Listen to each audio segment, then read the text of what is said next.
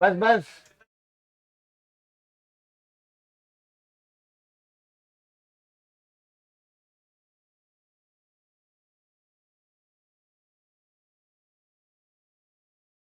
Already 500 seconds you have wasted.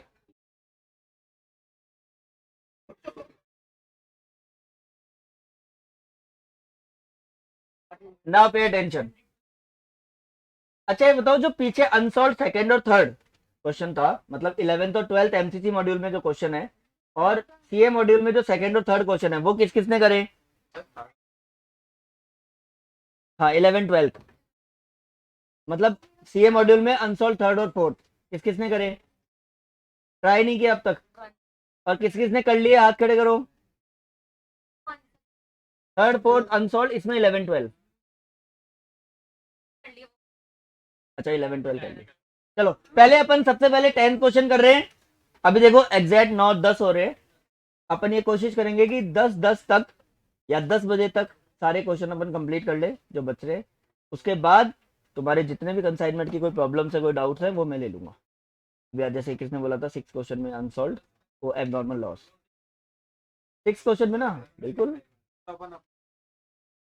चलो छोड़ो, पहले 6 क्वेश्चन के एबनॉर्मल लॉस और क्लोजिंग इन्वेंटरी बताता हूँ। लेकिन कंसाइनी ने अगर फ्रेट पे किया है तो वो डायरेक्ट कॉस्ट है, तो वो चाहे कंसाइनर पे करे चाहे कंसाइनी पे करे, वो उस पर्टिकुलर लग चुका है उसके ऊपर कॉस्ट। चलो एक बार के लिए 2 मिनट 5 मिनट लगेगा 6 क्वेश्चन का एबनॉर्मल लॉस और क्लोजिंग इन्वेंट्री में निकाल देता हूँ। तुम्हें पढ़ा पढ़ा के मुझे तो क्वेश्चन पूरा याद हो गया है, तो मैं तो उसके बिना है। देखो 50 यूनिट्स 1 टिन, मतलब 1 kg, रास्ते में लॉस 50 यूनिट्स। जो ये बताओ 1 किलो 1 kg वाला जो टिन था उसकी कॉस्ट कितनी थी? तो ये कॉस्ट हो गई, ठीक है ना यू बच्चे। प्लस ध्यान से देखना, फ्रेट, फ्रेट का पूरे क्वेश्चन में एक ही रूल है, सेलिंग प्राइस पे। किस पे? सेलिंग प्राइस का 2%। और हमें तो सेलिंग प्राइस भी गिवन ही है, 15 × 15। सेलिंग प्राइस कितनी गिवन है और इसका कितना परसेंट? 15 रुपए। हाँ बेटा, सेलिंग प्राइस 50 की 15 सेलिंग प्राइस क्वेश्चन में गिवन है। हर बार जब आप फ्रेट निकालोगे आपको सेलिंग प्राइस निकालनी है, दैट्स इट। तो 750 का 2% 415, इसमें से 450 इंश्योरेंस कंपनी ने क्लेम कर दिया, 65 हमारा है नॉर्मल। क्लियर है? हाँ ये अच्छा क्वेश्चन। तुम मेरी ड्राइंग का बार बार वो करते हो।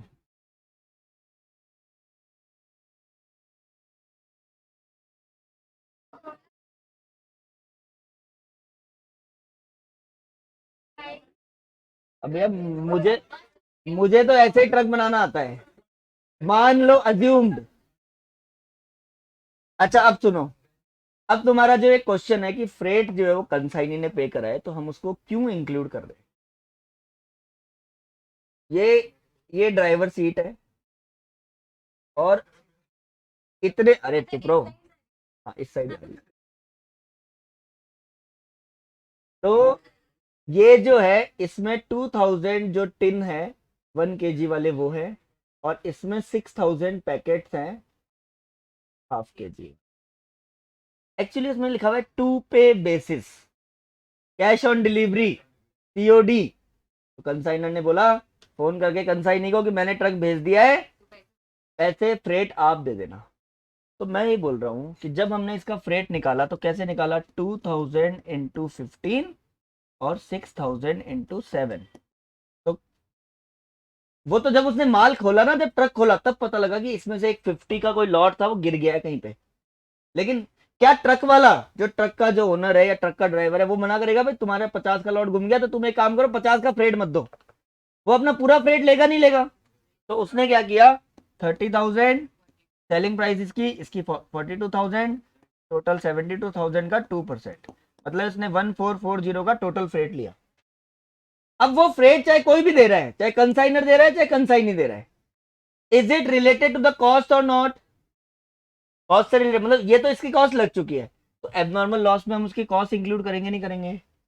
कंसाइनी ने भी पे किया तो फ्रेट तो टोटल लग चुका है ना, it is a direct expense which is related to the cost. Freight is a direct expense, जो चाहे क्लोजिंग इन्वेंट्री हो चाहे कुछ भी, चाहे किसी ने भी पे करी हो, doesn't matter, it is directly related to the cost of goods, cost of goods, इसलिए इसकी कॉस्ट है, इसलिए हम यहाँ पे इसको इंक्लूड कर रहे हैं। ठीक है, नेक्स्ट, इसी में अगर क्लोजिंग इन्वेंट्री निकाल दिया तो देखो 2000 में से 50 यूनिट खराब हो गई क्या, या गुम गए, कितने बचे 1950, और क्वेश्चन में लिखा हुआ है 1500 यूनिट्स आर सोल्ड, कितने 1 किलो वाले कितने टीन बिक गए 1500, तो कितने बचे? अरे क्लियर है ना, 2000 में से 50 का तो क्या हो गया, लॉस हो गया, और 1500 सेल हो गए, कितने बचे 450, क्लियर है। 6000 पैकेट में से 4000 पैकेट बिक गए, कितने अनसोल्ड रहे? चलो हमें तो फ्रेट निकालना है, क्लोजिंग इन्वेंट्री की वैल्यू, इसकी कॉस्ट कितनी है, इसकी कॉस्ट कितनी है 6। कॉस्ट वाला मामला सबको क्लियर है ना, तो क्वेश्चन में ऑलरेडी गिवन है 16,500 टोटल कॉस्ट। अब इनके ऊपर भी फ्रेट लगेगा, फ्रेट लगा लो। 450 की सेलिंग प्राइस 15 है क्या, और 2000 की सेलिंग प्राइस 7 है, क्लियर है ये, 6750 और 14,000। अनुराग 450 की सेलिंग प्राइस क्या है 6750, और 2000 की सेलिंग प्राइस है 7, टोटल जो सेलिंग प्राइस है वो कितनी हो गई 20,750, 20,750, और इसका कितना परसेंट 450, तो ये आ गया हमारा क्या, क्लोजिंग इन्वेंट्री की वैल्यू आ गई, क्या आ गई क्लोजिंग इन्वेंट्री की, तो ये क्लोजिंग इन्वेंट्री निकल गया, ये हमारा जो है वो एबनॉर्मल लॉस निकल गया, ये टोटल फ्रेट निकल गया। ये 3 ऐसे कंडीशन थी जब हमें फ्रेट निकालना है, total freight total selling price पे, एबनॉर्मल लॉस 50 की सेलिंग प्राइस पे, क्लोजिंग इन्वेंट्री 450 की अलग 2000 की अलग, क्लियर है नहीं? लैंग्वेज का फर्क है, एक लाइन दी हुई है कि फ्रेट जो है वो सेलिंग प्राइस पे लगाना है, इसलिए हमने ऐसा किया, और दोनों की सेलिंग प्राइस भी अलग अलग है, इसलिए अलग अलग निकालना जरूरी है। हाँ बेटा, यहां तक आ गया ना आपको, वेरी गुड। अनसॉल्व के थर्ड क्वेश्चन में एबनॉर्मल लॉस और क्लोजिंग स्टॉक बता दो, और फोर्थ के प्रोविजन वाला पॉइंट। आज अनमोल और ये दोनों क्वेश्चन अपन बोर्ड पे सॉल्व करेंगे, तो वैसे भी आपको ये दोनों डाउट क्लियर हो जाएंगे। हाँ, अब पहले क्वेश्चन नंबर 10 निकालो। अच्छा ये बताओ सेकेंड इलस्ट्रेशन में क्या टॉपिक था, कंसाइनी की बुक्स में जर्नल एंट्री, और ये जो क्वेश्चन है इसमें कंसाइनी की बुक्स में कंसाइनर अकाउंट बनाना है, कंसाइनी की बुक में क्या बनाना है, कंसाइनर अकाउंट। चलो पे अटेंशन, बहुत सिंपल है। सेकंड क्वेश्चन पढ़ना, हाँ मतलब 10th, अनसॉल्व सेकंड और क्वेश्चन नंबर 10।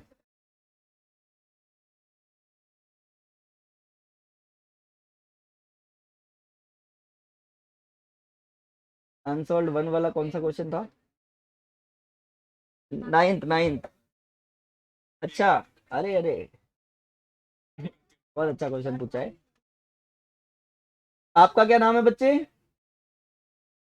तो आस्था, यहाँ पे एक बहुत अच्छा क्वेश्चन आया है, उसका आप मुझे आंसर दे सकते हो, वैसे तो मैं दूंगा ही।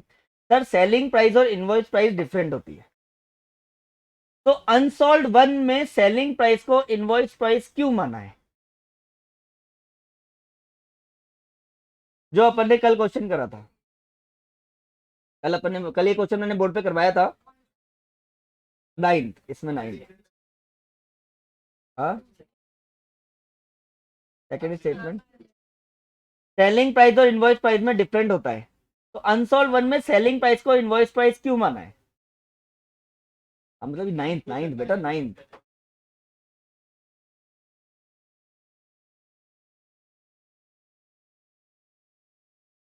हाँ, और बोलो, सेलिंग प्राइस और इनवॉइस प्राइस डिफरेंट होती है, बट क्या वो सेम भी हो सकती है क्या, दोबारा समझ लो, 20 रुपए की कॉस्ट थी, 30 रुपए की सेलिंग प्राइस है, ऐसा क्वेश्चन में लिखा हुआ है। Goods are sent on selling price, ऐसा क्वेश्चन में क्या लिखा हुआ है, गुड्स आर सेंट ऑन, तो हमें पहले तो ये समझ देना है कि अगर 20 की कॉस्ट है और सेलिंग प्राइस 30 है, और गुड्स अगर 30 पे सेंड करे तो ये कौन सी प्राइस हो गई, पहली बात समझ में आ गई। 20 का क्या था, कॉस्ट, और 20 के गुड्स को अगर हम 30 में सेल करें तो ऑब्वियसली एक्स्ट्रा में एक्स्ट्रा में भेज रहे हैं, एक्स्ट्रा में क्या कर रहे हैं, हमने इनवॉइस बनाते टाइम उसको बोला है कि भैया सेलिंग प्राइस तुम्हें मिनिमम कितनी रखनी है, 30 रखनी है। तो ऐसा हमारा एस्टिमेशन है, ऐसा हमारा क्या है, तो हमने क्या किया 30 को सेलिंग प्राइस माना, लेकिन गुड्स हमने 30 पे सेंड करें तो सेलिंग प्राइस ही क्या बन गई, लेकिन हमारा कंसाइनी तो और भी अच्छा है, क्या उसने हमारी बात मानी, क्या उसने 30 में सेल किया, उसने 40 में सेल किया है। अब बताओ कंसाइनमेंट के अकॉर्डिंग एक्चुअल सेलिंग प्राइस क्या हुई 40, इनवॉइस प्राइस क्या हुई और कॉस्ट प्राइस क्या हुई 20, तो डिफरेंट है कि नहीं है। अब सेलिंग प्राइस को इनवॉइस प्राइस इसलिए माना है कि कोई भी ऐसी प्राइस ओवर कॉस्ट अगर कंसाइनर गुड्स भेजता है तो उसको अपन क्या मानेंगे, इनवॉइस प्राइस मानेंगे, क्या मानेंगे। तो ये यहाँ पे अभी तक तो एस्टिमेशन ही है, और यही गुड्स जब उसने दिल्ली में बेचे खुद ने, तो 3000 यूनिट उसने कितने के रेट से बेची थी, तो उसके लिए सेलिंग प्राइस हुई नहीं हुई।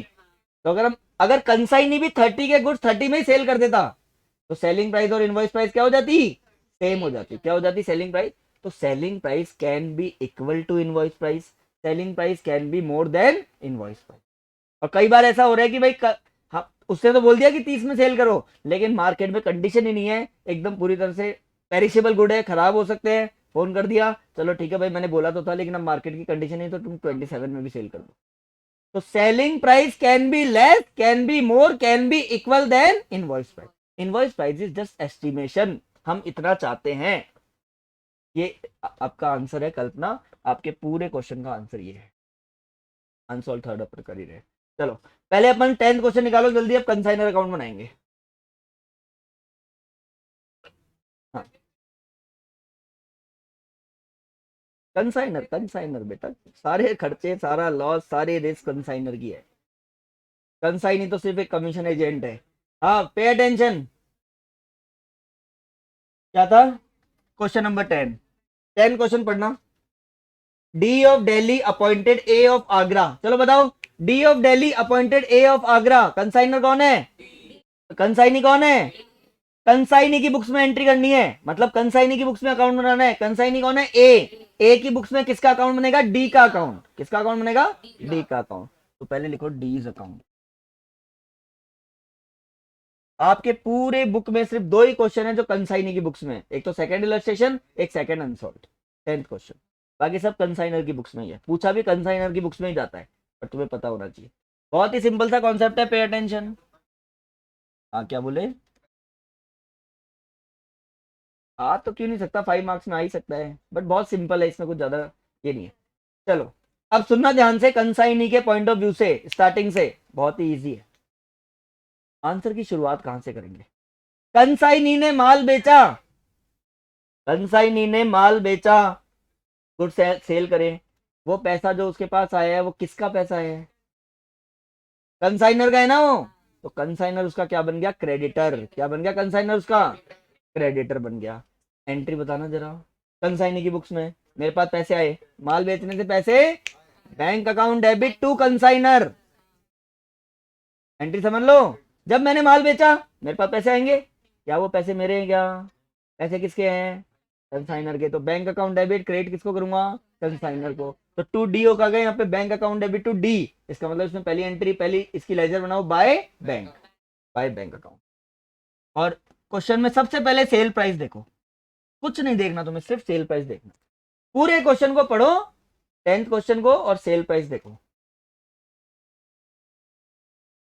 ये रहा, 820 cycles are sold at an average price of 930, 820 into 930, यहां से शुरुआत करनी है तुम्हें क्वेश्चन। चलो बताओ कितना, 762,600, पहली एंट्री सबको समझ में आ गई ना, कंसाइनी ने कंसाइनर के गुड्स को सेल किया, bank account debit to D, उसकी लेजर बनाएंगे by bank account, selling price है क्वेश्चन में लिखा हुआ है 820 इंटू 930, 7,62,600। यहाँ पे आपको ना गुड्स भेजने की एंट्री करनी है ना कंसाइनर के एक्सपेंस की एंट्री करनी है, सिर्फ कंसाइनी को, कंसाइनी ने क्या क्या किया, कंसाइनी ने माल बेचा, माल बेचते उसने लिख दिया। आगे देखो, कंसाइनी ने कुछ खर्चे करे होंगे, किससे लेगा वो, D account debit to bank, अगर उसने अपनी जेब से पैसा दिया है, डेबिट द रिसीवर, वो पैसे किस खर्चा जो कर रहा है किसके बिहाफ से कर रहा है, कंसाइनर के बिहाफ से। D account debit to bank, तो एंट्री होगी टू बैंक। चलो देखो उसने क्या खर्चा किया है, रेट कितना दिया है उसने, वाह, रेट 800 दिया है, और क्या दिया है, सेलिंग एक्सपेंस, फ्रेट पक्का उसी ने दिया है ना, एक मिनट बेटा, A will be entitled to a commission, principal draw invoice price, 1000 cycles were consigned, 640 each, invoice price 800, 31st March met is acceptance, sold 820 cycles, sales expense 12,500। 800 कहाँ से आ गया, 800 तो क्वेश्चन में कहीं है ही नहीं,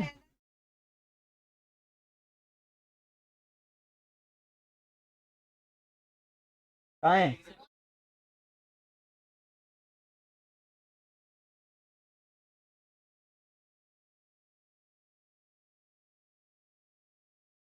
अरे कैसी बातें करते हो तुम,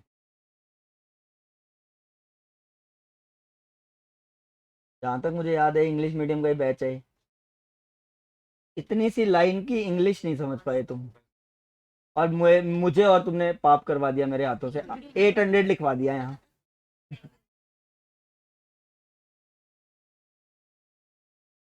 इसकी जो साइकिल थी उसका कॉस्ट है 640, जिसमें फ्रेट इंक्लूडेड है, जो 640 की जो कॉस्ट इसमें लिखी हुई है उसमें क्या है, देखो लिखा हुआ है फ्रेट एंड फ्रेट, तो फ्रेट प्राइस 640 में इंक्लूडेड है, इसका मतलब अलग से कोई फ्रेट नहीं है। दूसरा ये 640 की इनवॉइस प्राइस कितनी है, तो यहाँ पे हमें दो वैल्यू गिवन है, एक कॉस्ट गिवन है, कॉस्ट कितनी है 640, और इनवॉइस प्राइस कितनी गिवन है 800, ये इस लाइन का मतलब है, तो कहीं ये नहीं लिखा हुआ कि 800 का फ्रेट है, समझ गए ना तुम, तो इसका मतलब कंसाइनी के सिर्फ एक ही एक्सपेंस हुए हैं क्या, 12,500। क्लियर है ये, बोलो क्लियर है ना, चलो अब सुनो, करेंगे तो अभी स्टार्ट, शुरू हुआ है क्वेश्चन, अब सुनो, अब ये बताओ, ये जो है टोटल अमाउंट जो ए को कंसाइनी को कंसाइनर को टोटल अमाउंट कितना देना है 762 600, उसमें से इसका इतना खर्चा हो गया, अब उसने एक बिल एक्सेप्ट करा है, वो बिल एक्सेप्ट करने वाली लाइन ध्यान से पढ़ो क्या लिखा हुआ है, बस रुक जाओ, 80% ऑफ द इनवॉइस प्राइस, ये बताओ टोटल जो साइकिल भेजी है वो कितनी भेजी है, 1000, 1000 की इनवॉइस प्राइस कितनी होगी, अरे 800 रुपए इनवॉइस प्राइस गिवन है ना क्वेश्चन में, तो 1000 की इनवॉइस प्राइस कितनी होगी 8 लाख, 8 लाख का कितना परसेंट, तो कितना हुआ, इतने का बिल एक्सेप्ट कर लिया, इतने का क्या हो गया, बिल एक्सेप्ट कर लिया। जरा कंसाइनी की बुक्स में बिल एक्सेप्ट करने की एंट्री बताना, D account debit to BP, जो ड्रॉवर होता है उसको डेबिट करते नहीं करते, D account debit to BP, यहां लिख दो टू बीपी, क्वेश्चन में लिखा हुआ है कि उसने एक बिल एक्सेप्ट करा है, टू बिल्स पेबल 6,40,000, ये 6,40,000 कहां से है, सबको समझ में आ गया ना, इनवॉइस प्राइस का 80%, टोटल गुड्स कंसाइंड हुए 1000 यूनिट्स, उसकी इनवॉइस प्राइस है 800, 1000 इंटू 800 कितना हो गया 8 लाख, 8 लाख का कितना परसेंट 80%, 6,40,000 का बिल एक्सेप्ट कर लिया। सिर्फ कंसाइनी के बारे में सोचना है, कंसाइनी क्या क्या कर रहा है, कंसाइनी माल बेच रहा है, कंसाइनी खर्चा कर रहा है, कंसाइनी बिल एक्सेप्ट कर रहा है, जो कंसाइनी कर रहा है उसको पुट करना है, क्लियर है ना, और क्या किया, कंसाइनी को कमीशन मिलेगा नहीं मिलेगा, फ्री में थोड़ी काम करेगा वो, चलो भाई इस गोले में अपन कंसाइनी का कमीशन निकालते हैं, सुन लो ध्यान से, 7.5% ऑन इनवॉइस प्राइस, खाली लैंग्वेज का फर्क है। अब बेटा उसने कितने यूनिट सेल करे हैं, और इसकी इनवॉइस प्राइस हमें गिवन है 800, निकालना 820 इंटू 800, 656, और इसका कितना परसेंट, पहली लाइन सबको समझ में आ गई ना, 7.5% ऑफ इनवॉइस प्राइस, 7.5% ऑफ कितनी भी है 49,200। यहां तक की कहानी क्लियर है ना? क्या 7.5% of invoice price, invoice price किसकी किसकी निकालनी है? गुड्स सोल्ड की, किसकी निकालनी है? गुड्स। तो कितने गुड्स सेल करिए? 820 इंटू 800, ये इसकी इनवॉइस प्राइस है, इसका 7.5%। और क्या बोल रहा है? 20% सरप्लस पे। अब देखो ध्यान से, ये ही 820 यूनिट्स 130 से वापस मल्टीप्लाई कर दो। हमने तो उसको बोला था भैया 800 में बेच देगा ना तो अपना काम चल जाएगा, लेकिन उनसे सेल कितने में किया है? तो सरप्लस कितना हो गया? 130 हो गया ना सरप्लस। 820 इंटू 130, 1,06,600। और इसका कितना परसेंट? 21। तो 7520 का कमीशन हो गया। 70,520 का क्या हो गया? कमीशन। 7.5% on invoice price. अब 930 और 800 का डिफरेंस ले लो, क्योंकि इनवॉइस प्राइस 800 थी, सेल किया है 930 में, तो 130 इंटू 820, जो टोटल अमाउंट आया उसका कितना परसेंट? 20%। दोनों को प्लस कर दिया, यहाँ लिख दो टू कमीशन। कमीशन इसके लिए इनकम है ना? चलो बताओ, कंसाइनी की बुक्स में कमीशन की एंट्री, कमीशन किससे लेगा? ये डी से। डेबिट द रिसीवर, मतलब डी डेटर हो गया, डी अकाउंट डेबिट, कमीशन इसके लिए प्रॉफिट है टू कमीशन, तो लेजर क्या बन जाएगी? D account debit to commission. कितना? यहां तक की कहानी क्लियर है ना?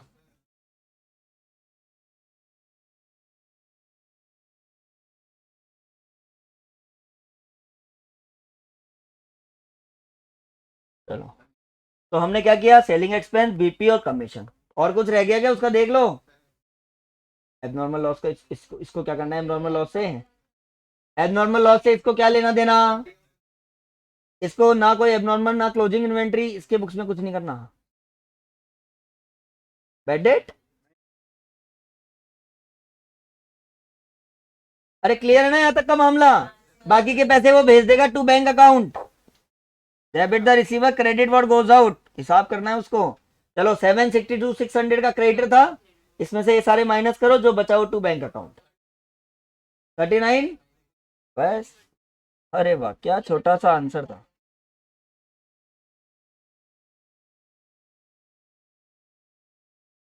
कंसाइनी ए है, कंसाइनर डी है। ये लो।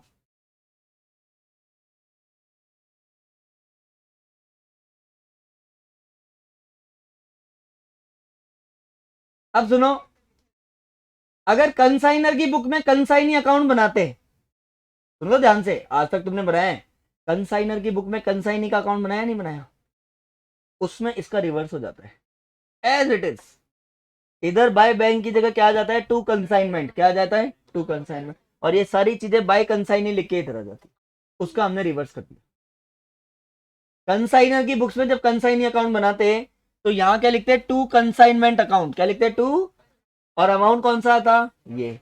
और ये सारी चीजें किधर आ जाती? इधर। By A, by A, by A, by bank. By A मतलब बाय कंसाइनी, इसने पे करा है, ये कंसाइनी। अपन बाय बी आर, इसमें क्या लिख देते? By B R. ये क्या लिख देते? बाय ए को इतना कमीशन मिलेगा, और बाय बैंक हमारे पास पैसा है। तो जो कंसाइनी अकाउंट है उसका रिवर्स कर दोगे तो कंसाइनर अकाउंट बन जाएगा। निकालनी है भी निकालेंगे, क्लोजिंग इन्वेंटरी भी निकालेंगे, एबनॉर्मल लॉस भी निकालेंगे, लेकिन यहां तक की कहानी क्लियर है ना? ये था consignor account in the books of consignee. Clear है ना? इजी है ना? ये हिसाब किताब करना है भाई, कितने पैसे आए कितने पैसे गए, टोटल कितना देना है। क्लियर है मामला? चलो, अब इस क्वेश्चन में क्या क्या बोल रहा है वो और कंप्लीट कर लेते हैं। क्या क्या निकालना है? क्लोजिंग इन्वेंटरी निकालो। क्लोजिंग इन्वेंटरी क्या है? टोटल यूनिट 1000 थी, एबनॉर्मल लॉस है क्या?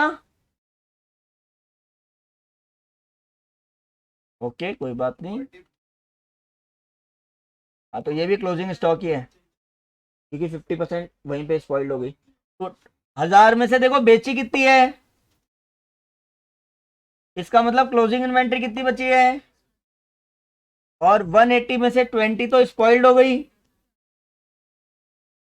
और 160। क्या क्वेश्चन है देखो, 160 इंटू कॉस्ट, यहाँ पे इनवॉइस प्राइस का कोई चक्कर नहीं है, सीधा कॉस्ट पे निकालो। 160 इंटू 640 कितना होता है बताओ? 1 लाख। अरे किसी को भी ये प्रॉब्लम है क्या 160 कहां से आए? 1000 यूनिट 1000 साइकिल भेजी थी, 820 बेच दी, बच्ची कितनी 180। 180 में से 20 साइकिल कुछ खराब हो गई है, उसकी वैल्यूएशन 50% करिए, क्या करिए? तो जो एक्चुअल जो सही वाली साइकिल है वो कितनी है? 160। और आपको पता है क्या लिखा हुआ था? 640 इंक्लूडिंग फ्रेट। तो आपको अलग से कोई फ्रेट लगाना नहीं है, वो 640 में ऑलरेडी इंक्लूडेड है। तो 160 की 640 की कॉस्ट ये हो गई। और 20 इंटू 320। अच्छा 320 क्यों किया है? 50%। क्या बोल रहा है? जो बच्ची हुई बीज तो स्पॉइल्ड हो गई, उसकी वैल्यूएशन क्या लेनी है? 50%। तो 640 का 50% कितना होता है? 320। कितना हो गया ये? 6400। और टोटल हमारी जो इन्वेंट्री आ गई वो कितनी आ गई? बस निकल गया। क्लोजिंग इन्वेंट्री निकाल ली थी, वो निकाल ली हमने कॉस्ट के ऊपर। इनवॉइस प्राइस निकाल के लोडिंग लगा दो, क्या फर्क पड़ गया? लो 160 इंटू 800 निकालो। इसको करोगे आप 1,28,000 आएगा। क्या आएगा? और इन दोनों का डिफरेंस लोडिंग दिखा दो। ये तो क्वेश्चन में तो लिखा नहीं हुआ है कॉस्ट पे निकालना है, इनवॉइस प्राइस पे निकालना है। आप अगर ये दिखाओगे तो आपको लोडिंग भी दिखानी पड़ेगी, डिफरेंस इनका लोडिंग दिखा देना, बात एक ही है। तो आपकी चॉइस है, अगर क्वेश्चन में नहीं लिखा हुआ है और इनवॉइस प्राइस गिवन है तो 20 भी दिखा दो। 20 इंटू 400 ले लो 50%। और 8000 और 6400 का 1600 लोडिंग दिखा दो। इनवॉइस प्राइस तक भी अगर निकालना है तो लोडिंग दिखानी है, अदरवाइज नहीं दिखानी है। क्लियर है ना? तो ये छोटा सा क्वेश्चन था, question number 10। Consignor account in the books of consignor. ठीक है, अब आगे बढ़ो। अब मैं ये चाहता हूं कि ये जो 11th क्वेश्चन है वो तुम सब अभी सॉल्व करो खुद से।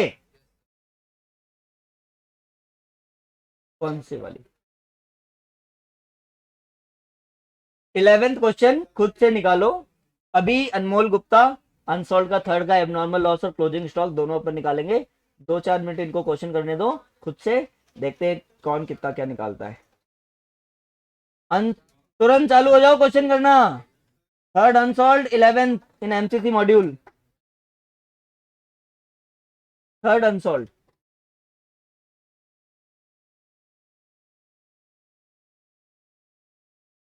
करो।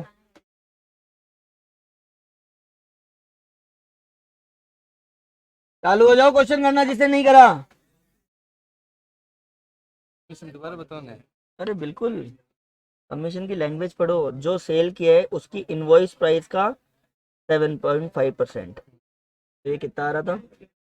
820 इंटू 800 6,56,000। इसका 7.5%।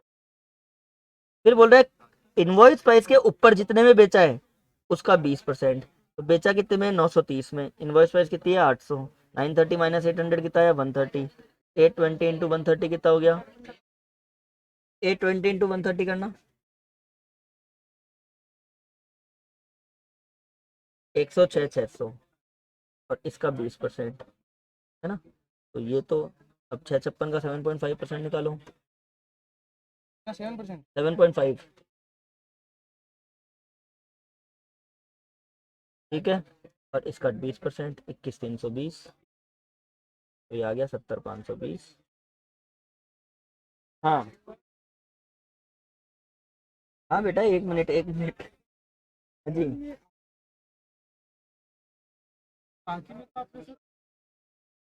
अरे तो मैंने बोला ना इसमें इनवॉइस में निकालो, लोडिंग शो कर दो। अरे एक्चुअली बाकी तो कॉस्ट, इसमें कंसाइनमेंट अकाउंट बनाया क्या अपन ने? इसमें अपन ने कंसाइन, इसमें तो खाली इन्वेंट्री की वैल्यूएशन का एक छोटा सा पॉइंट बनाना है कि भाई इन्वेंट्री कितनी है। कंसाइनमेंट अकाउंट बना रहे, कंसाइनमेंट अकाउंट बनाते तो अपन इनवॉइस प्राइस पे शो करते, फिर उसकी लोडिंग शो करते, सारी चीजें शो करते। यहाँ तो खाली वैल्यूएशन ऑफ इन्वेंट्री दिखानी है।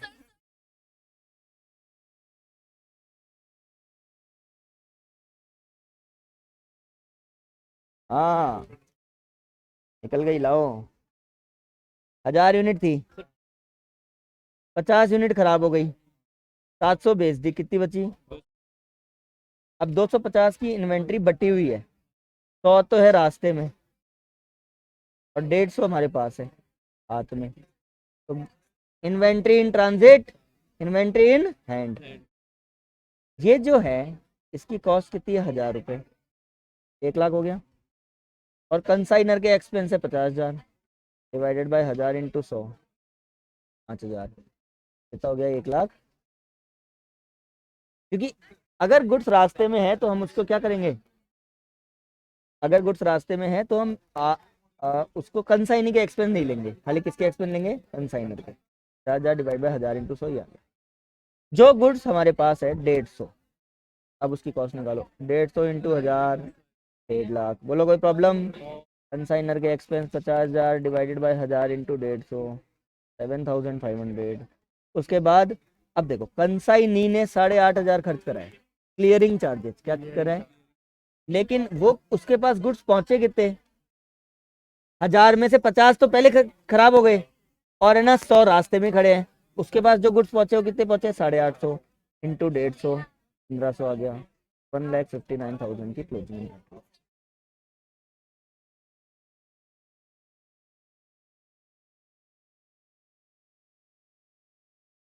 वो तो उसको यहाँ लिख देंगे, 2 गुड्स। पसंद आ गए अगले को भाई। हमने ये देखो, ये जो इसने शर्ट पहन रखी है, ऐसी शर्ट हमने कंसाइन करी गुड्स है, तो कंसाइन ने सारा माल बेच दिया, उसके बाद 50 शर्ट बच गई, उसमें से 4 शर्ट उसको पसंद आ गई, तो 4 शर्ट खुद ले लेगा। तो वो जो अपना हिसाब करेगा उसमें 4 शर्ट के पैसे और काट लेगा। ऐसा होता है, कितना अच्छा चैप्टर है, क्यों पढ़ रहे हैं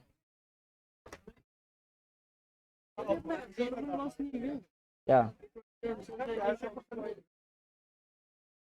अरे नहीं नहीं, ये अनसोल्ड ऑफ द साइकिल लिखा हुआ है, देख क्या लिखा हुआ है, ऑफ द। हाँ वहीं पे वो खराब हो गई तो उसकी वैल्यूएशन हमें 50% दे दी, रास्ते में थोड़ी खराब हो गई। जैसे गो डाउन रेंट हुआ, हाँ वो नहीं लेते। जो कॉस्ट में जो लेंगे वो भी तो सर कॉस्ट में आता है। देखो गोडाउन रेंट एक तरह से सेलिंग एक्सपेंस है। मैं दिल्ली में बैठा हूँ, मैं मुंबई में माल बेचना चाहता हूँ, तो जो मैं मुंबई में माल बेचना चाहता हूँ तो क्या हुआ उसके अंदर, वो मुंबई में जो गोडाउन रेंट है वो मैं क्यों दे रहा हूँ, क्योंकि मुझे वहां माल बेचना है, तो मेरा सेलिंग एक्सपेंस हो गया। And selling expense is not related to the cost of goods. Cost तो क्या है, यहाँ से मुंबई भेजने का जो कॉस्ट है वो रिक्रूट करूंगा, वहां कंसाइनी ने जो अनलोडिंग एक्सपेंस करे वहां गोडाउन में पहुंचने तक के सारे खर्चे। नॉन रेकरिंग, हाँ नॉन रेकरिंग में, क्लियरिंग, क्योंकि एक ट्रक के ऊपर एक बार दिया अनलोडिंग, गोडाउन रेंट तो जब तक गुड्स वहां है तब तक गोडाउन रेंट देना पड़ेगा, तो वो रेकरिंग हो गया।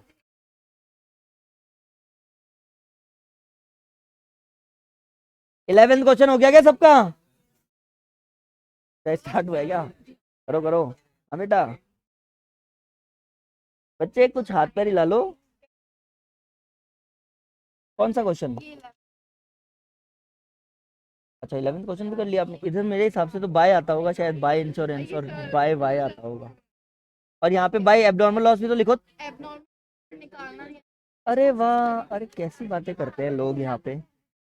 एक जो कॉस्ट है उसकी 900 रुपये, एक ही यूनिट एब्नॉर्मल लॉस, और उसके ऊपर ये भी लिखा हुआ है कि पर यूनिट 100 रुपीज का फ्रेट है।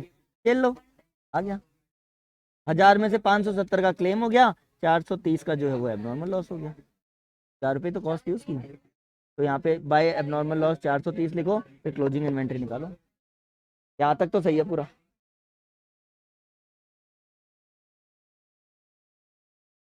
कौन से में क्लोजिंग इन्वेंट्री नहीं आ रही, गुड, आ गई बेटा। टोटल यूनिट्स कितनी थी, 10,000।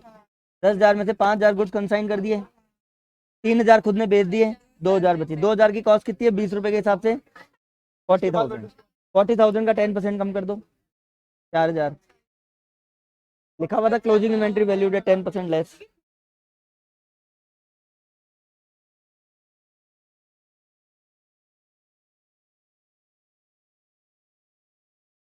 ये सीए मॉड्यूल वाल, जो सीए मॉड्यूल जिसने बनाया है उसमें ये जो 11th क्वेश्चन है, ये ये मान के चल रहे हैं कि भैया हम 6 क्लास के बच्चों से क्वेश्चन करवा रहे हैं और इतना इजी सा क्वेश्चन दे दिया। आपको इसमें लिखा हुआ है क्या वन पैकेट इज लॉस्ट या one packet is damaged? Abnormal loss की कैलकुलेशन क्या पूछ रहे हैं? लिखा हुआ है पर यूनिट कॉस्ट इज 900। बोलो कितनी कितनी कॉस्ट हो गई? Consignor has paid freight of ₹100 per packet. कितना हो गया? ये लो निकल गई एबनॉर्मल लॉस की कॉस्ट। एक पैकेट की कॉस्ट कितनी है और कंसाइनर ने पर पैकेट फ्रेट कितना पे किया है? ये लो एबनॉर्मल लॉस निकल गया 1000। इसमें से 570 का क्लेम, 430 का एबनॉर्मल लॉस। हो गया काम। Total abnormal loss.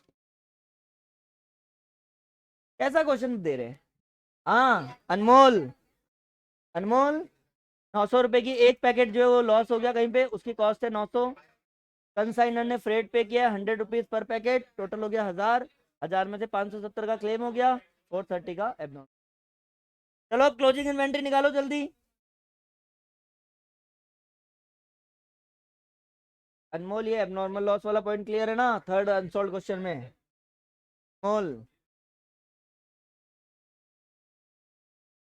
हाँ, अब इसका क्लोजिंग इन्वेंट्री और निकालेंगे 1 मिनट रुको।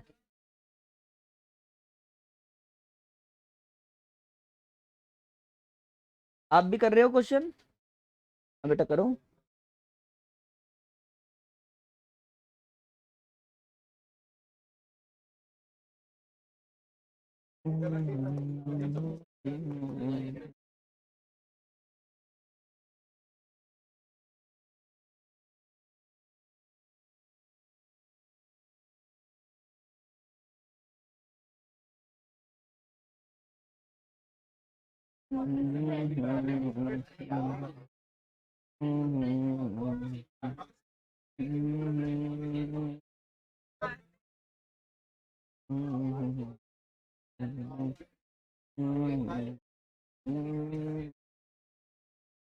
हाँ बोलो, अरे बोलो बोलो बच्चे क्या है बोलो।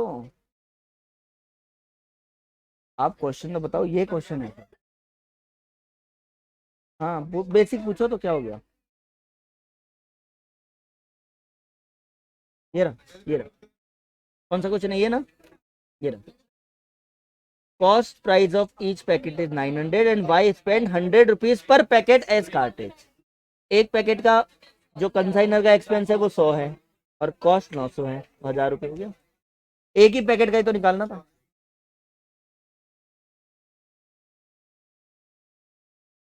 अनसोल्ड इन्वेंट्री निकल गई क्या? संडे तक बेटा कंप्लीट कर लेना इसको, है ना?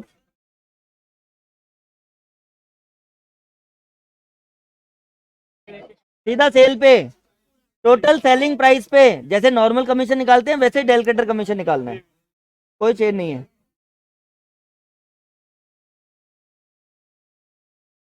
हम्म,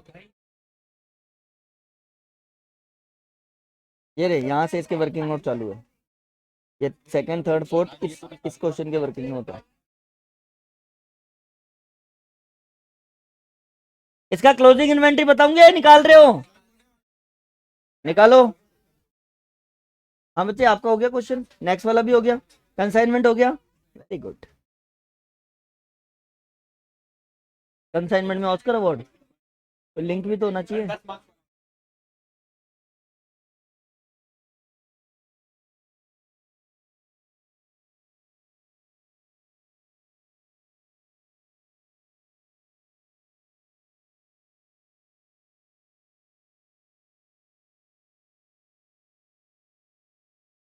क्लोजिंग इन्वेंट्री 59।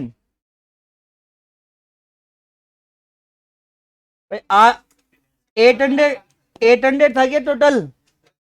740 सेल हो गए और एक खराब हो गया, 59/799।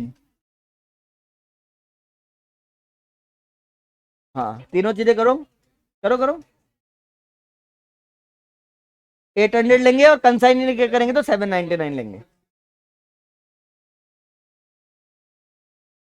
61,950 आ रहा है क्या? अरे वाह। अब बताओ, इतना सिंपल कंसाइनमेंट है, तुम कल घबरा रहे थे। 59 यूनिट्स बोला ना मैंने।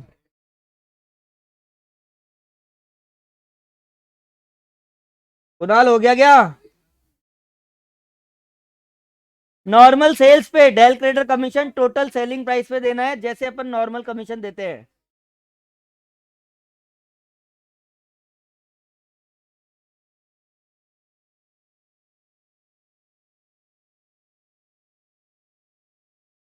चलो, जिसको क्लोजिंग इन्वेंट्री नहीं आई वो देख लो। टोटल यूनिट्स 800, 740 बेच दी, एक एबनॉर्मल लॉस। क्लियर है ना ये? तो क्लोजिंग इन्वेंट्री कितनी बची? 59। इसकी कॉस्ट कितनी है बताना? 59 इंटू 900, 53100। ऑल नेक्स्ट, कंसाइनर के एक्सपेंस सीधे सीधे लिखे हुए 100 रुपीज पर पैकेट। क्या लिखा हुआ है? 100 रुपीज। तो 59 इंटू 100। अरे यहां तक क्लियर है ना सब? कंसाइनी के देखो, कंसाइनी के इसमें नॉन रेकरिंग डायरेक्ट लिखा हुआ है। नॉन रेकरिंग कितना लिखा हुआ है? 39,950। कंसाइनर के 39,950। कंसाइनी के पास गुड्स पहुंचे कितने हैं? 800 थोड़ी पहुंचे हैं, एक तो रास्ते में खराब हो गया। 799 इंटू 59, कैलकुलेशन करना। तो आ गया था ना? हाँ, 61। ये लो, ये क्लोजिंग इन्वेंट्री निकल गई। 59 की कॉस्ट, 59 में कंसाइनर के एक्सपेंस, 59 के कंसाइनी के non recurring proportionate expense. 39,950 divided by 799 into 59। सबको क्लियर है ना?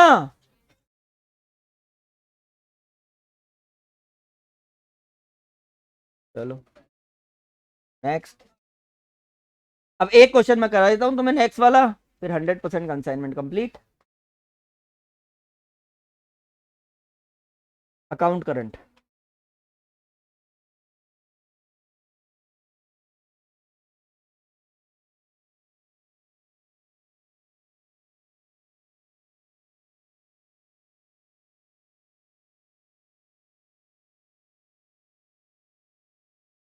अनमोल ये आ गया ना?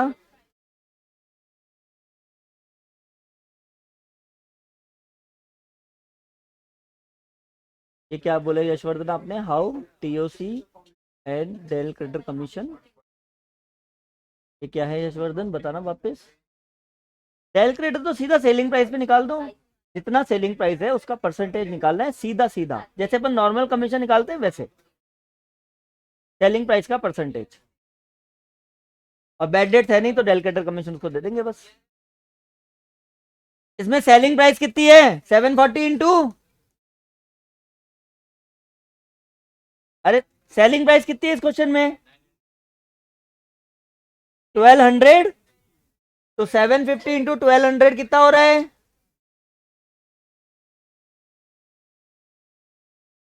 अच्छा, नॉर्मल कमीशन कितना है इस पे?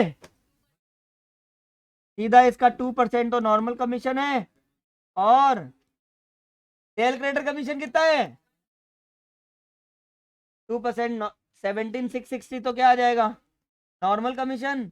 8880 क्या आ जाएगा? Del creditor commission. सीधा सेलिंग प्राइस पे निकलता है। ओके यशवर्धन, चलो अब नेक्स्ट क्वेश्चन पूरा मैं बोर्ड पे समझा दूंगा, वो तुम ध्यान से देख लो।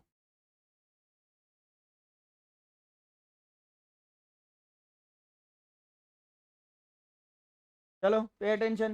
नेक्स्ट क्वेश्चन कौन सा है? सबसे पहले क्या बनाएंगे उसमें?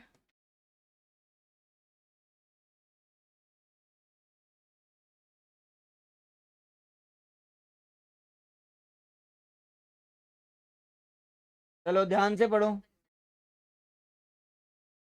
हाँ जी, क्वेश्चन कुणाल आपने कर लिया ना ये क्वेश्चन? ला बुक दे दे इधर। वो क्वेश्चन निकालना, फोर्थ अनसॉल्व। आप देख रहे हो ना फोर्थ अनसॉल्व? क्यों? बुक कहाँ है आपकी? बुक है ना? A of Agra sent on consignment goods valued rupees 1 lakh to B on Mumbai। सीधा सीधा यूनिट यूनिट नहीं दी हुई है, सीधा वैल्यू दी हुई है, 1 लाख के गुड्स है। चलो, to goods sent on consignment account 1 lakh. किसी को कोई प्रॉब्लम? 1 लाख के गुड्स भेज दिए, डेट भी लिख लेते हैं, 1 मार्च। 2 goods send on consignment 1 lakh. बोलो पहली एंट्री में किसी को कोई problem? Next, he incurred the expenditure of 12,000 on freight and insurance to bank, freight and insurance 12,000। बोलो कोई प्रॉब्लम? खुद ने खर्चा कर दिया 12,000 का। क्वेश्चन की लैंग्वेज पढ़ते जाओ। A's accounting in year closes on 31st December. B was entitled to a commission of 5% on gross sales plus a Dell creditor commission of 3%. B took delivery of the consignment by incurring expenses 3,000 for the goods consigned. Hello. To B,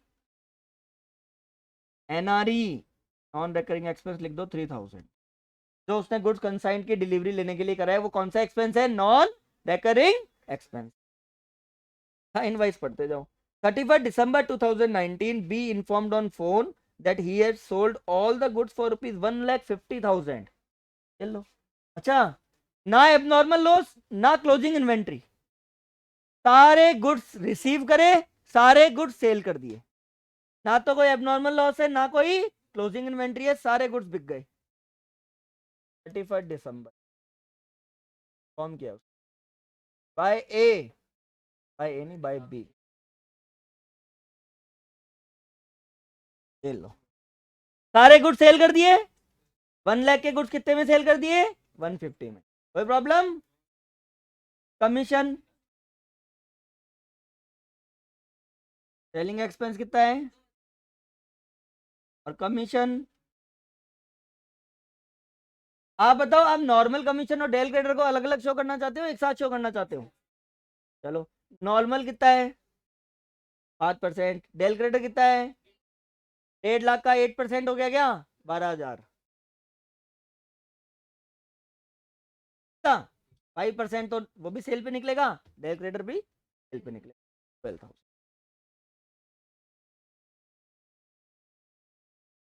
आगे देखो क्या है।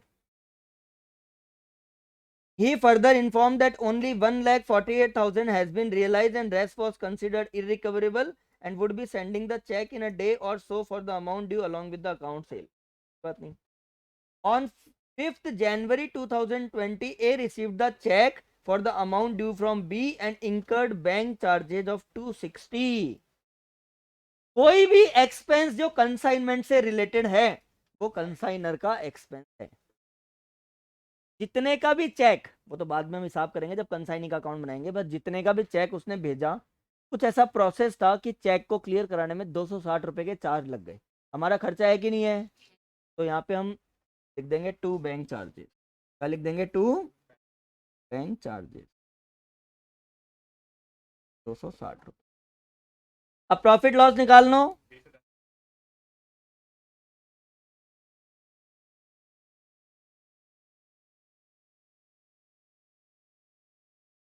अभी बताएंगे, रुको, bad debts का।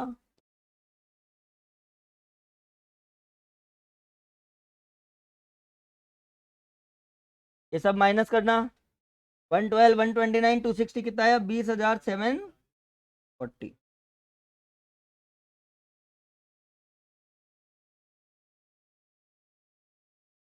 तो ये सिंपल सा कंसाइनमेंट अकाउंट था और पहला ऐसा क्वेश्चन है जिसमें ना तो कोई एबनॉर्मल लॉस है ना कोई क्लोजिंग इन्वेंट्री है, आपको कोई एक्सपेंस नहीं लगाने, पूरा का पूरा गुड सेल हो गए।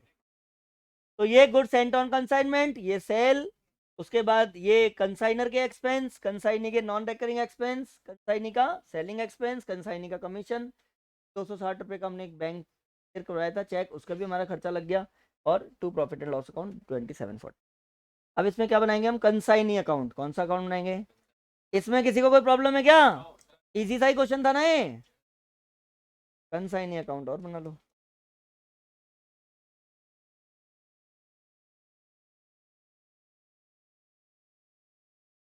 कंसाइनी कौन है? बी।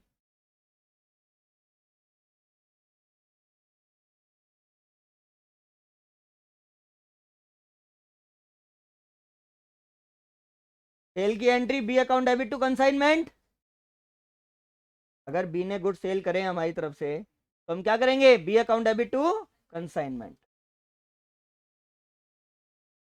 बी ने हमारी तरफ से कितने के गुड सेल कर दिए, 1,50,000 बाय कंसाइनमेंट। खर्चा बताओ उसने क्या किया है, और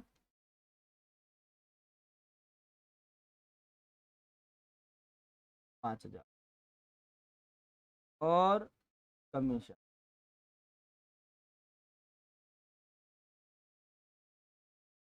उससे पहले तो उसने कुछ हमें पैसे भेजे नहीं।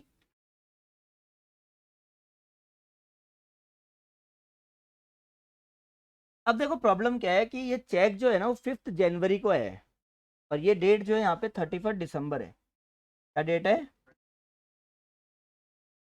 तो 31 दिसंबर तक तो चेक नहीं आया ना, इसका मतलब पैसे नहीं आए। क्या लिख देंगे आप, बाय बैलेंस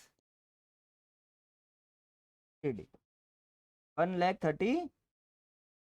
बोलो यहां तक किसी को कोई प्रॉब्लम।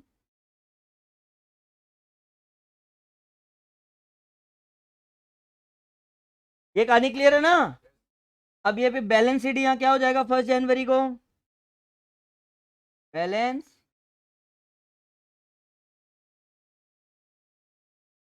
1,33,000 और बाय बैंक चार्जेस तो हमारे कितने लग गए 260, और एक्चुअल जो पैसा आएगा वो कितना आएगा हमारे पास। जब ये चेक हमने बैंक में डाला, देखो ये यहां तक की कहानी समझ में आ गई, बैलेंस शीट बैलेंस शीट हो गया। 1,33,000 का चेक था, कितने का चेक था, उसमें से जब हमने चेक डाला तो 260 हमारे बैंक चार्जेस लग गए, बाकी का पैसा हमारे पास आ गया 132,740।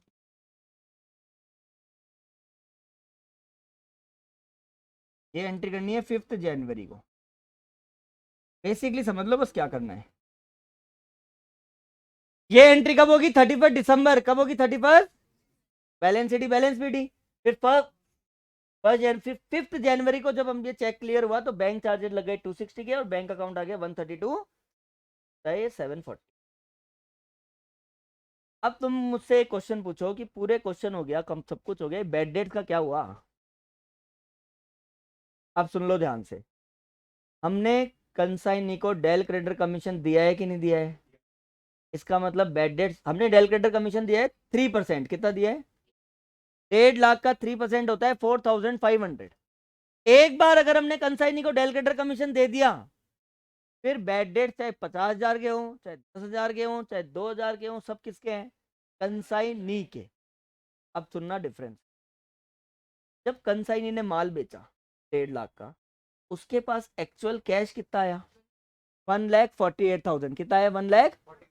लेकिन ये जो हमने अकाउंट बनाया इसमें हिसाब कितने से किया है, अगर हम बैड डेट्स बियर करते या तो हम यहाँ 148 दिखाते, या फिर और हम हमारे कंसाइनमेंट अकाउंट में भी क्या शो करते, 2 बैड डेट्स। क्या शो करते, 2 bad debts. Bad debt show करते नहीं करते, लेकिन कहीं पे भी हमने बैड डेट शो किया गया। इसका मतलब अगर डेल क्रेडिटर कमीशन दे रहे हैं तो कंसाइनर का बैड डेट से कोई लेना देना नहीं है। वो बैड डेट कौन देगा, कंसाइनी देगा। कौन देगा वो, हमने पूरा हिसाब किससे, हम फिर आपके पास 148 आए होंगे, उससे मतलब नहीं है, हमें टोटल अमाउंट कितना चाहिए 150।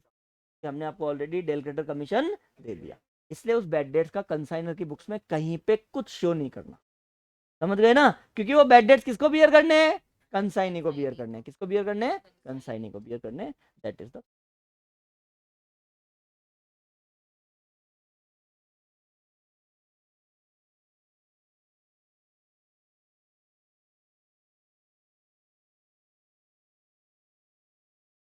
एक बार तो हमने उसको कंसाइनमेंट का एक्सपेंस माना यशवर्धन, दूसरा जब हमारे पास चेक आया तो उसमें से वो बैंक चार्जेस कट के आए हैं, तो कंसाइनमेंट का एक्सपेंस था इसलिए तो एंट्री हो गई consignment account debit to bank charges, या to provision for bank charges, वो एक ही बात है। Consignment account debit to provision for bank charges. दूसरा जब बैंक से वो पैसे कट रहे हैं, बैंक में से पैसे जा रहे हैं, तो बैंक चार्जेस टू बैंक, ये दो होगा।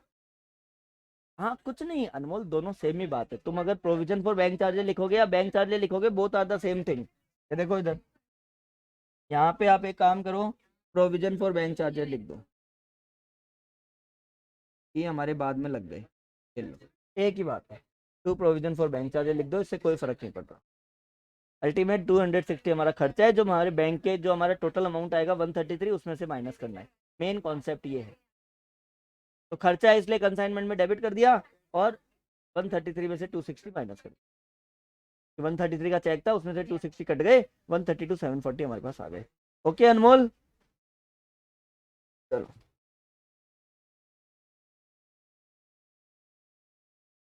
अब एक नया पेज निकालो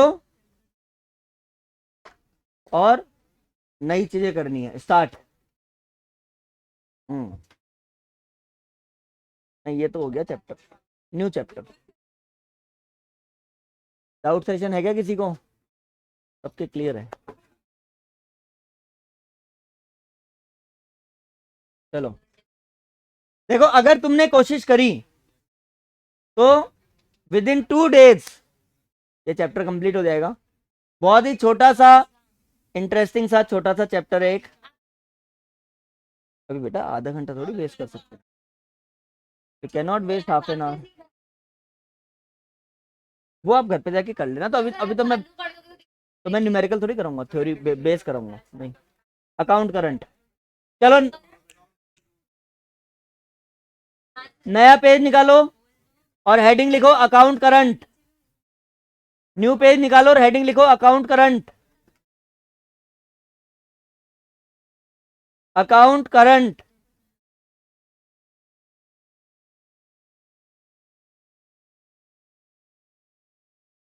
और नीचे लिखो मीनिंग।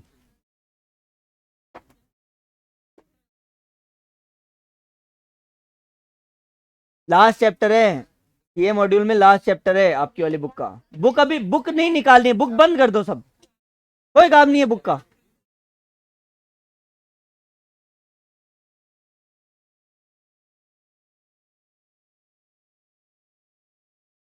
आइए पीछे। अगर आपको किसी को लगता है कि ये चैप्टर आपको बहुत अच्छे से आता है, तो आप प्लीज बाहर आराम से घूमने जा सकते हैं। Don't be in the class, don't disturb. देखो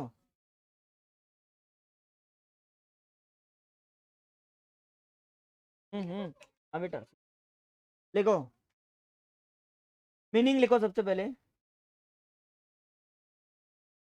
it is the statement, it is the statement,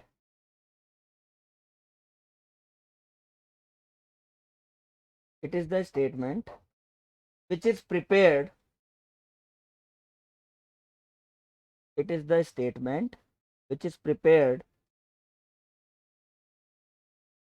in the format of ledger account, in the format of ledger account. It is the statement which is prepared, is the statement which is prepared in the format of ledger account, in the format of ledger account, with some additional columns, with some additional columns, with some additional columns,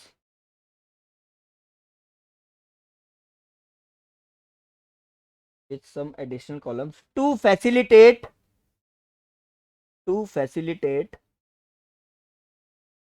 interest or product, to facilitate interest or product, to facilitate interest और product। क्यों बनाते हैं ये मैं थोड़ा सा बाद में 2 मिनट बाद समझाऊंगा। पहले अपन ये समझेंगे कि ये डेफिनेशन क्या होती है, अकाउंट करंट होता क्या है, कैसे बनता है ये। आप में से कोई भी ऐसा है क्या जिसको लेजर का फॉर्मेट नहीं आता? ये कौन सा कॉलम है?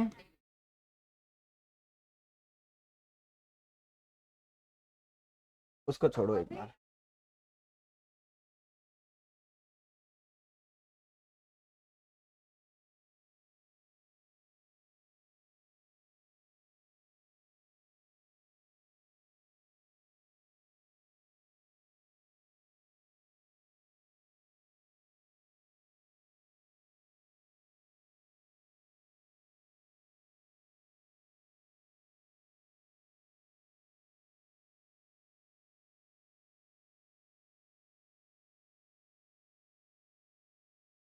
अभी देखो डेफिनेशन पे फोकस करो।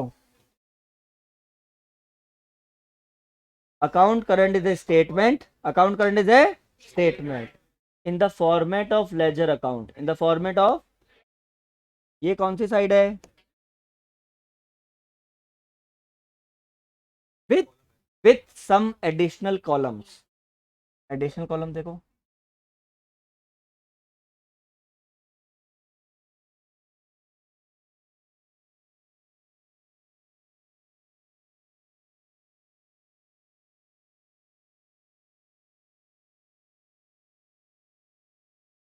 Number of days, interest, product, interest और प्रोडक्ट, सेम यहां भी यही करना है।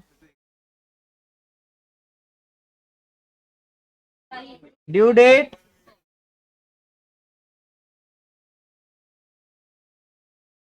नंबर ऑफ डेज,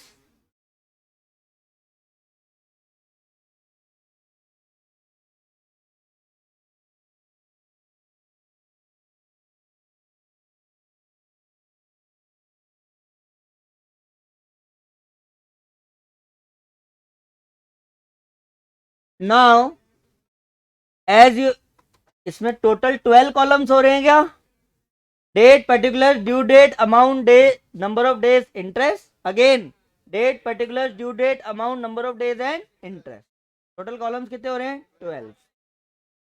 जनरली जो तुम्हारी बचपन की आदतें हैं, और ऐसा कोई भी क्वेश्चन अगर आ जाता था cash book with bank column, या कोई जिसमें ज्यादा कॉलम आ गए, इमीडिएटली कॉपी को ऐसे कर देते थे, तो भैया यहाँ ऐसे बनाना स्टार्ट कर दिया।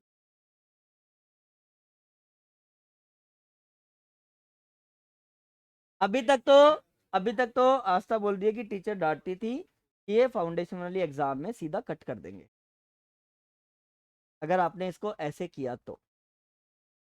You don't have to tilt your page, आपको ऐसे नहीं, कॉपी तो ऐसे ही आएगी।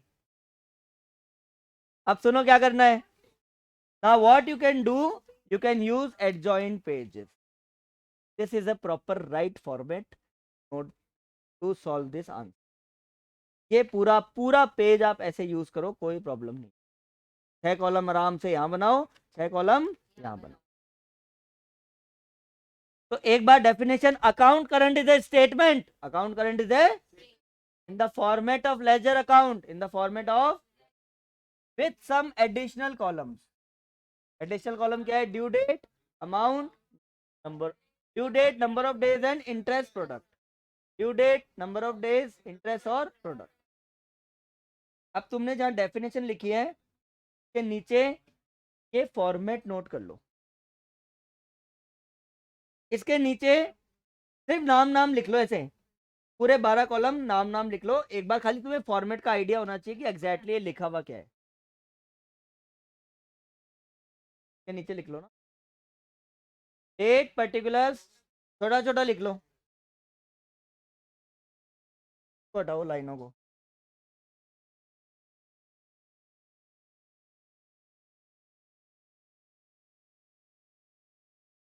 नहीं नहीं इंटू टू नहीं करना,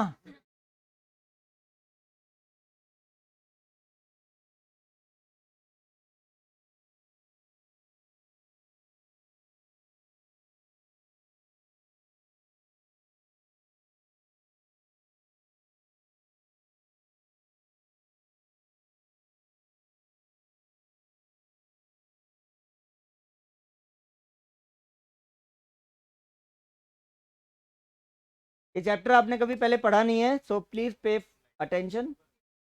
इसके बाद इंटरेस्ट स्लैश प्रोडक्ट, वो मैंने छोटा छोटा लिखा है, इंटरेस्ट स्लैश प्रोडक्ट,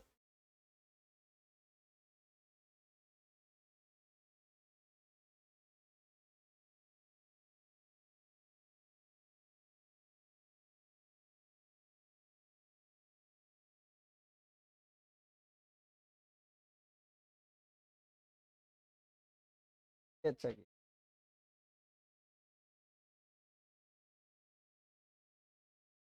ये done like this, date, particular, due date ऐसे लिखा है ताकि वो लिखने वाला प्रॉपर दिखे, हमें तो खाली फॉर्मेट समझ में आना चाहिए, date, particular, due date, amount, number of days, interest, product.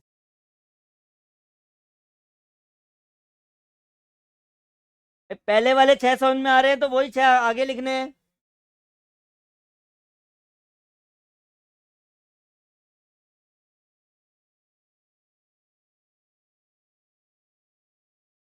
सबने नोट कर लिया?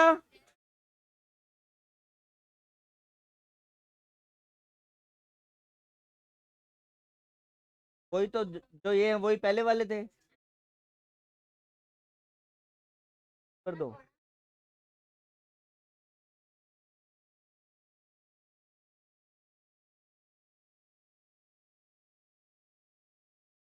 ऐसे शो करना है यशवर्धन, एडजॉइनिंग, ऐसे टिल्ट नहीं करना, नहीं इसमें दिखता है।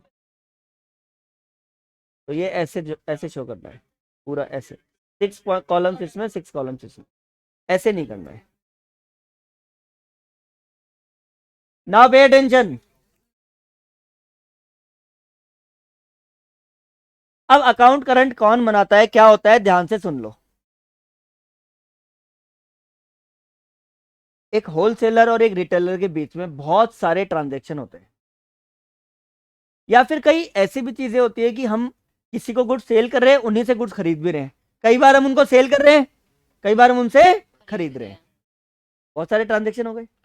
अच्छा, आपको पता है हर ट्रांजैक्शन की एक ड्यू डेट होती है कि भाई आपको मैंने आज माल बेचा, आज का डेट है 21 जुलाई को गुड्स सेल करे हैं, और आप एक काम करो 10 सितंबर तक मुझे पैसे दे देना। अगर 10 सितंबर तक दे दे तब तो ठीक है, 10 सितंबर के ऊपर उसका इंटरेस्ट बनता है कि नहीं बनता है? 1 फरवरी को उसका कॉल आया, 31 मार्च को कॉल आया, साहब हमारा ना पिछले साल का हिसाब आप बता दो, जो मैंने 10 सितंबर की ड्यू डेट दी थी उसमें तो पैसे आए ही नहीं। ऐसे पता नहीं कितने ट्रांजेक्शन हो गए कि ड्यू डेट भी निकल चुकी है। तो मैं उसको 31 मार्च तक का इंटरेस्ट लगाऊंगा कि नहीं लगाऊंगा? तो वो मेरे से हिसाब मांग रहा है। आपने मेरे से जो गुड्स खरीदे हैं और मैंने आपसे जो गुड्स खरीदे हैं उसका टोटल हिसाब जो है वो मुझे बता दो, और 31 मार्च तक का इंटरेस्ट बता दो। टोटल अमाउंट तो इतना पे करना है, इंटरेस्ट इतना पे करना है।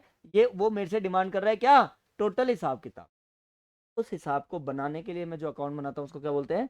Account current. क्या बोलते हैं उसको? अकाउंट। अब सुनना, अकाउंट करंट में दो पार्टी होती है, एक कौन होती है और एक,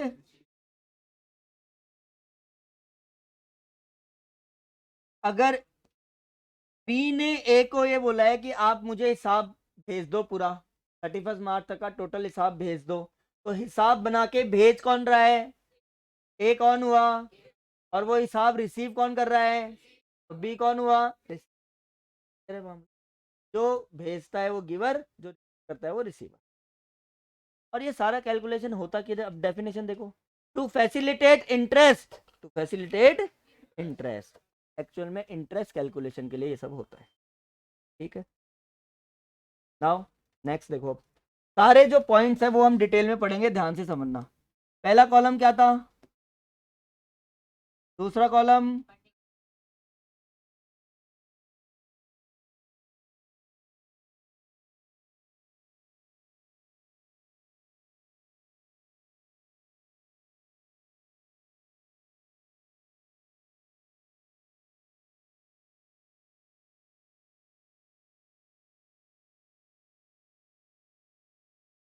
हाँ। अब इन सारे कॉलम्स में क्या आएगा वो बहुत ध्यान से समझ लेना, किस में क्या क्या आना है। ये जो डेट है इसमें कौन सी डेट आती है? Transaction date. कौन सी डेट आती है? जिस दिन हमने सेल किया और जिस दिन हमने परचेज करा वो वाली डेट आती है ट्रांजैक्शन डेट। क्लियर है? Transaction date. पर्टिकुलर्स में जो भी लेजर हम बनाते हैं, पोस्टिंग, पर्टिकुलर्स में क्या आता है? लेजर की पोस्टिंग। राम को गुड सेल करे, राम का अकाउंट बनाना है, जनरल एंट्री बताना। राम को गुड सेल करे, राम का अकाउंट बनाना है, जनरल एंट्री बताओ। Ram account debit to sales, ledger में क्या होगा? राम के अकाउंट के लेजर में क्या होगा? To sales. ऐसे हमें पोस्टिंग करना, में क्या आएगा? Posting, ledger post. Due date, now what is due date? किसी भी ट्रांजैक्शन की जो ड्यू डेट हमने अगले को या अगले ने हमको दी है, कि भाई मैंने आपको गुड्स बेचे थे 10 मार्च को। सुनो ध्यान से, मैंने गुड्स कब बेचे? 10th मार्च कौन सी डेट है? Transaction date. कौन सी डेट है? ट्रांजैक्शन। बट मैंने उसको ये बोला कि आप 10th अप्रैल तक पैसे दे सकते हो, तो 10th अप्रैल कौन सी डेट हुई? ड्यू डेट और ट्रांजैक्शन डेट का डिफरेंस समझ में आ गया। जिस दिन ट्रांजैक्शन होता है वो उसको कौन से कॉलम में लिखना है? डेट के कॉलम में। और जब उसकी जो ड्यू डेट एक्चुअल में क्वेश्चन में गिवन होगी, तुम्हें क्वेश्चन में गिवन होगी कि ड्यू डेट उसकी क्या है, वो आपको वो same date as it is कौन से कॉलम में लिखना है?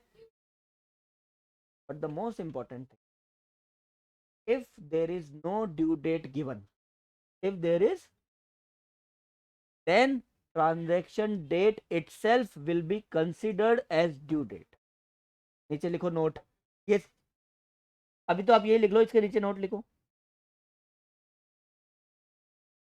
इफ, या तो आप ये 6 पॉइंट लिख के उसके नीचे लिख लो। चलो ये 6 पॉइंट लिख के उसके नीचे लिख लेना है। पहले ये 6 पॉइंट लिख लो, ऐसे लिख लिया बेटा? Date, particular, due date, amount, number of days, interest, product.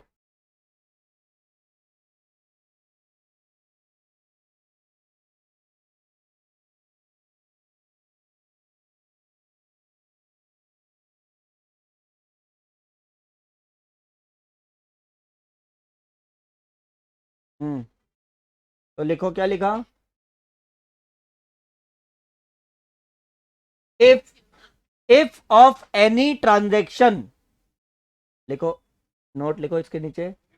If of any transaction, if of any transaction due date is not given, if of any transaction due date is not given, then transaction date itself will be considered, ये किसकी book है? Transaction date itself will be considered as due date।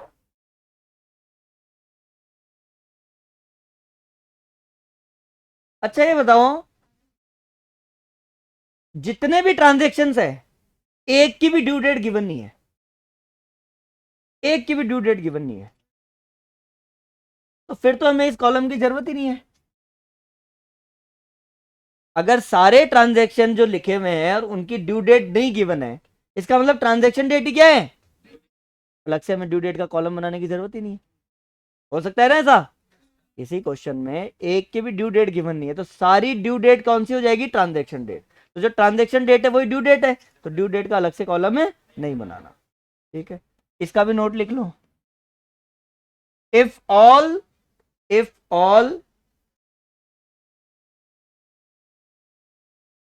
transaction dates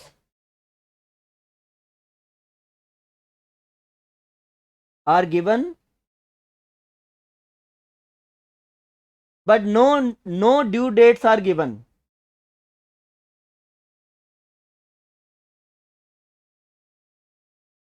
so there is no need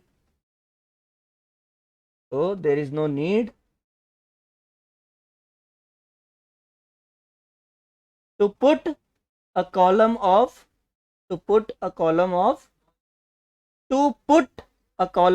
due date। चलो ये समझ में आ गया due date क्या होती है। अमाउंट तो कुछ करना ही नहीं है, क्वेश्चन में लिखा होगा। नंबर ऑफ डेज, अब ये सबसे इंपॉर्टेंट है, ध्यान दे लो। नंबर ऑफ डेज क्या होता है? हाँ जी, नंबर ऑफ डेज, इधर ध्यान देना। हमने 15 मार्च हम अकाउंट करंट बना रहे हैं, स्टेटमेंट डेट बोलते हैं उसको, क्या बोलते हैं? या अकाउंट करंट डेट। तो हमने अकाउंट करंट डेट बनाया 15 मार्च। ठीक है, क्लियर है? और जो ड्यू डेट है वो थी 17 नवंबर। ड्यू डेट क्या थी? 17 नवंबर। अकाउंट करंट कब बना रहे हैं? 15 मार्च को। तो जो अकाउंट करंट डेट और ड्यू डेट का जो डिफरेंस होता है उनमें जितने डेज आ रहे हैं उसको नंबर ऑफ डेज बोलते हैं। मंथ्स नहीं बेटा, डेज कैलकुलेट। और डेज में सबको पता है ना, 100% इस चैप्टर में 100%। आपको स्पेशली इस चीज में कभी गलती नहीं करनी है, कौन से महीने में कितने डेज आते हैं, क्योंकि आपको सारी कैलकुलेशन डेज में ही करनी है। नहीं नहीं, बिल्कुल नहीं देते, it is not bills of exchange. अगर कोई बिल्स ऑफ एक्सचेंज का ट्रांजेक्शन है तो उसमें 3 दिन ऐड करेंगे।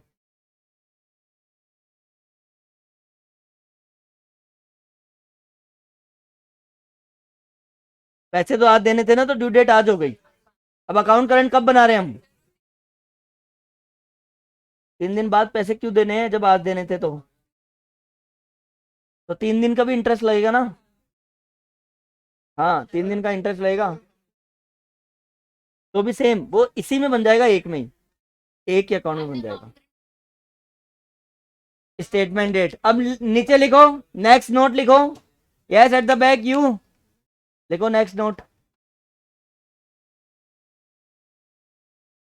Number of days will be calculated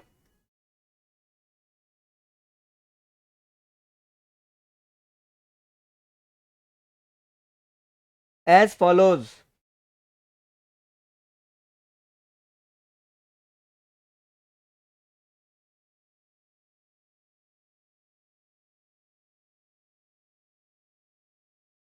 account current date और statement date minus due date. Account current date और statement date minus due date. Calculate तो ड्यू डेट से करेंगे, मतलब बात तो वही हुई ना। माइनस में कैसे आएगा? अरे आप समझे, 15 मार्च 2019 से 17 नवंबर 2018 निकालना है। तो मैंने क्या बोला, अकाउंट करंट डेट से ड्यू डेट माइनस करेंगे, मतलब यहां से आपकी बात सही है कि डेट तो हम यहीं से काउंट करेंगे, लेकिन नंबर ऑफ डेज कैसे निकलेंगे? वो एक ही बात है ना, इनका डिफरेंस ही तो आ रहा है। इसका मतलब क्या है? ड्यू डेट और अकाउंट करंट स्टेटमेंट का डिफरेंस। हाँ, और अकाउंट करंट डेट 2019 का है, तो 17 नवंबर से 15 मार्च ही तो निकालना है। 17 नवंबर से क्या निकालना है? 15 मार्च निकालो। 13 डेज ऑफ नवंबर, नवंबर में 30 होते हैं ना। 31 days of December, 31 days of January, 28 days of February और 15 डेज ऑफ मार्च। चलो सुनो, 17 नवंबर से 15 मार्च तक निकालना है, निकालो। नवंबर में टोटल डेज कितने होते हैं? 30 होते हैं ना नवंबर में, तो 17 नवंबर से कितने दिन बच गए? दिसंबर में, जनवरी में, क्योंकि 2019 है, टीपीआर नहीं है, तो फरवरी में, और मार्च के कितने हैं?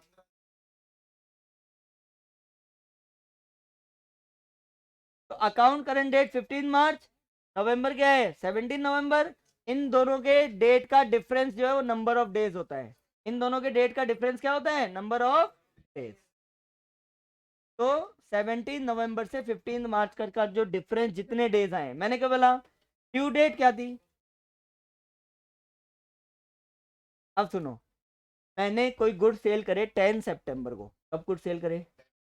ये कौन सी डेट है?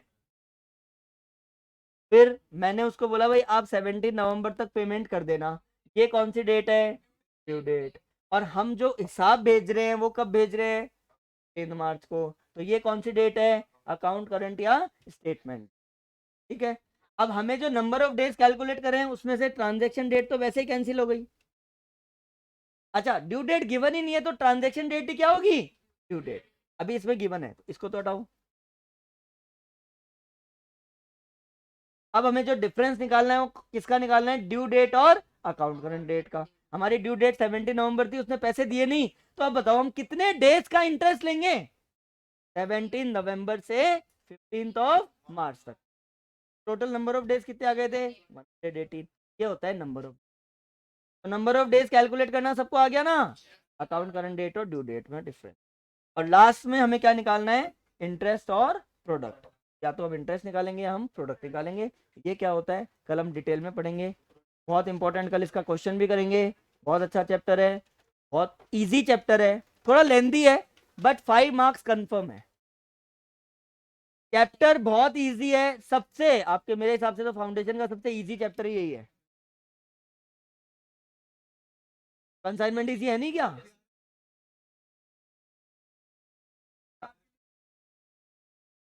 ये चैप्टर एक्चुअल में इजी है। और कल से हम करेंगे, मैक्सिमम 2 क्लास में खत्म हो जाएगा, कल और परसों। वो तो इसी तरह, अब प्रोसेस थोड़ा लेंदी है।